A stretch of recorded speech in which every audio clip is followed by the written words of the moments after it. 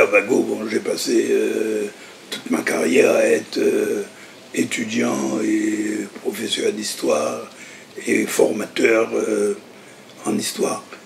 Donc j'ai fait un cursus complet en université, puisque j'ai obtenu la licence, la maîtrise, le CAPES, l'agrégation en histoire, et j'ai même fait des recherches.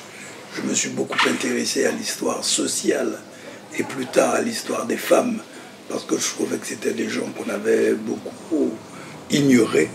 En plus, dans les années 60, au moment où je commence à m'intéresser à la recherche historique, c'est le moment où on ne parlait pas du tout de l'insurrection du Sud.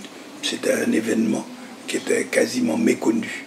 Et par conséquent, il a fallu se plonger dans les recherches pour pouvoir faire connaître cette histoire.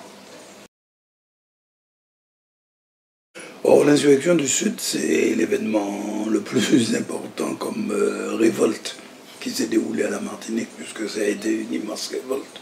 On n'a pas eu de révolte précédente aussi importante au XVIIIe et XIXe siècle. Hein? Ça c'est une première chose. Et deuxièmement, il était intéressant de s'intéresser à la place des femmes.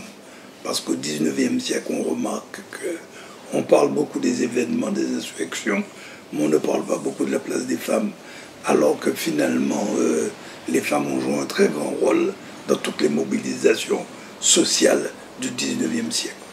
Et puis le personnage de Lumina Sophie, qui était quelqu'un qu'on ne connaissait pas, eh ben, il a fallu que je fasse une vraie enquête policière pendant des années et des années, de manière à retrouver les archives du bagne, de manière à remonter au fur et à mesure, et pour pouvoir connaître quelle a été sa place, quel a été son rôle, elle et les autres femmes qui étaient inculpées et en même temps, ou qui étaient simplement dans l'insurrection.